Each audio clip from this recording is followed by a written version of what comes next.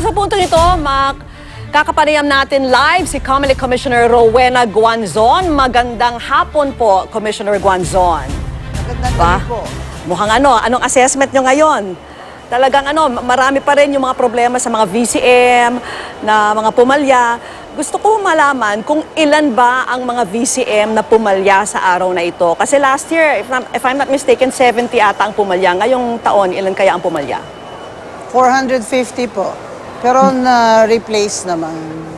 Dumami, 450? Kaya lang na-delay, syempre. Kasi bakit ho? Bakit it takes marami ang time pumalya? to transport them. Bakit po pumalya? Oho. Marami Mas hong marami. dahilan. Nag-overheat, naaalog sa transpo, SD cards don't match. Okay. Yung pong SD cards, before the last elections, only 120 SD cards didn't work. This time, around 1,000.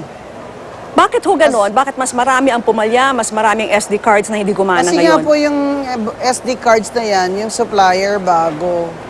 Before, when we rented the machines from Smartmatic, this is before I was commissioner, na-bundle po yung bidding dyan.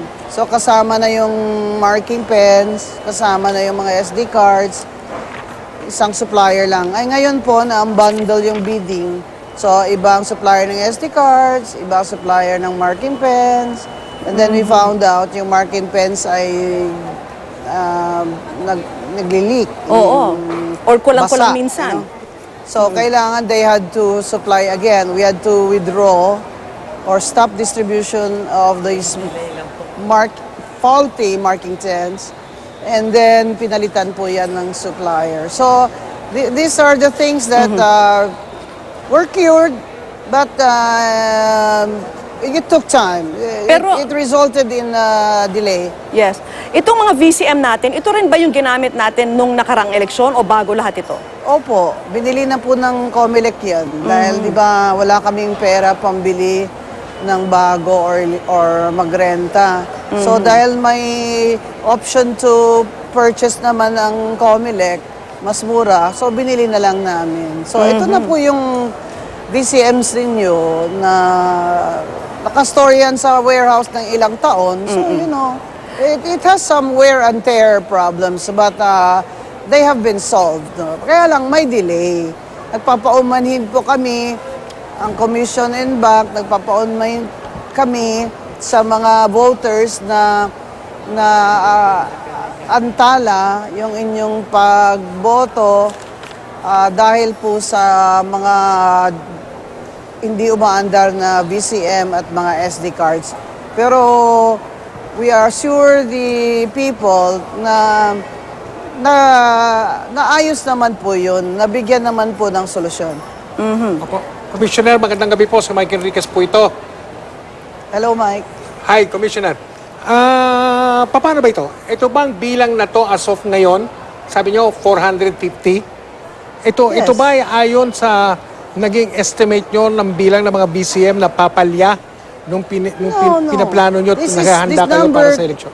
This 450 came from the Deputy Executive for Operations just now. So there were more SD cards that failed this time, around 1,000 compared to 120 last elections.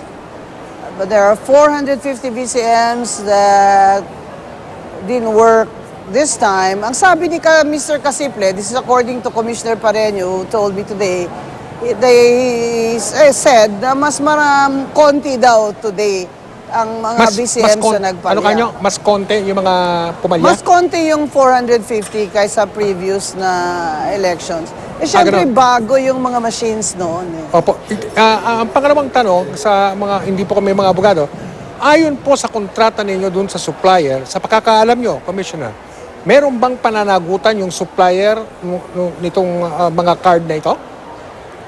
Ay, opo. Talagang I personally will object to payment, full payment. Kasi nakalagay naman po sa terms of reference yan eh. na pag hindi tama yung SD cards na dineliver nila, susuriin po natin kung saan po sa kontratang pwede silang ma-penalty. Opo. Kasi sila nga ang pinakamababa na bid price eh. Kung minsan itong lowest bidder na rule, hindi rin ito maganda. Kasi I suspect, doon sa post-qualification ng bidding, magandang SD cards ang binigay ng supplier. Pero nung nag-supply na siya, siyempre, mababa yung bid niya, so ikakat niya yung cost niya. So, sa mga madlang people po, lagi nyo kaming sinisingil sa COMELEC na ang laki-laki ng gastos namin. Ayan, lowest bidder, cheap din. So, Commissioner. ako that's my analysis lang Apo. I'm not including any other commissioner here. Apo. Minsan po Malinaw. talagang hindi maganda ang mga cheap. Ito namang mga VRVM, itong Voters Registration Verification Machine na fingerprint scanners. Kamusta ang feedback niya? Di ba nag-pilot test tayo ng mga 30,000+ units sa iba't ibang lugar? 980 million pesos po ang cost niyan sa gobyerno. Pero Kamusta ho? parang hindi ako satisfied sa performance niyan. Baka sa sunod na election, ma-perfect na natin. But the intention really was to prevent ghost voters, Mga flying voters. double voters, flying voters, yung mga patay na bumoboto. So, the intention was good, but it doesn't work very well. Pero yung mga tao naman po na boboto at hindi umaandar yung verification, inapahanap lang naman yung name nila sa voters list. At kung nandun po, pinapaboto naman sila. Opo, Commissioner, Kaya yung problem po ni former VP Jojo Binay, Oo. nakausap ko siya mismo personal dahil pumunta siya dito. I talked to him on the phone. Sinabi ko sa kanya na kung 8 times, baka naman, sabi ni Commissioner Casqueo, may misprint yung balota niya. So, pinahatid po namin siya dun sa isang director at binigyan po siya uli ng isang balot ng board. So, syempre, maintindihan mo naman ba't nagagalit yung mga tao pag may ganyang mga problema, di ba? Kasi you expect na perfect yung sistema kasi ang tagal-tagal nang ginagawa ito ng COMELEC. Opo. But you know, these are not human-made errors. Kasi wala namang daya. Okay. Opo, ito po ang tanong, Commissioner. Ano ang pwedeng gawin ng mga hindi nakaboto o yung mga botante na ang boto nila ay mababaliwala dahil nagkaroon ng aberya, kung hindi man yung SD card, ay yung mismong makina? Kasi wala na pong oras Mag-i-end bumoto po pa yung dahil oras magsasara na ng po. six. Ano kanyo? Magsasara po ng 6. Opo. Walang Pero kung nakatayo extension. po sila dyan, within 30 minutes, at 6 o'clock, pwede po silang bumoto pa. So kung inaayos pa po yung VCM nila, o naghihintay pa po ng replacement VCM, kukunin po yun ng polling clerk ang name nila para makaboto po sila kahit gabi na. Tiisin nyo po yan. Sa South Africa nga, ilang kilometro ang linya, ang init-init. So, ang sinasabi, tayo mga Pilipino, kailangan matatag din po tayo. Opo, sinasabi niyo, Commissioner, konting tiis pa, hintay-hintay lang, dadating yung kapalit na makina o SD card. Gano'n ba yun? Yes, sir. That's what I said. Aha. Ako, botante, hindi ako alis dun. Magka-camping ako dun.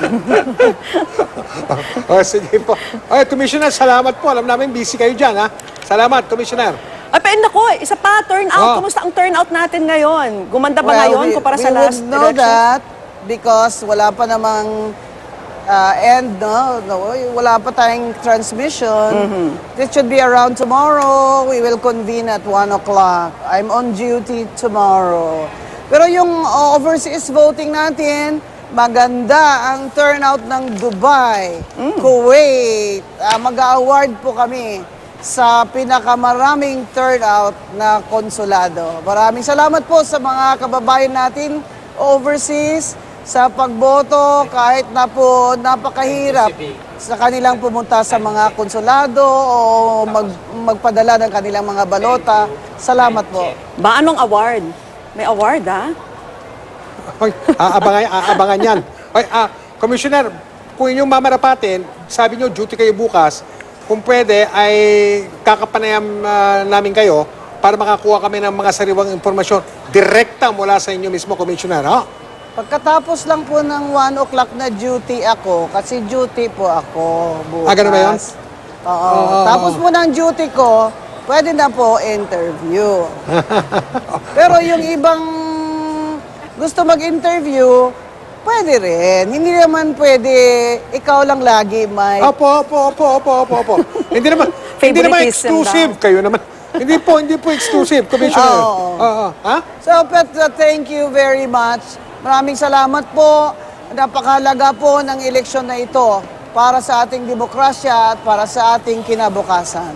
Salamat po, Commissioner Rowena Guanzon. Magandang gabi po sa inyo dyan.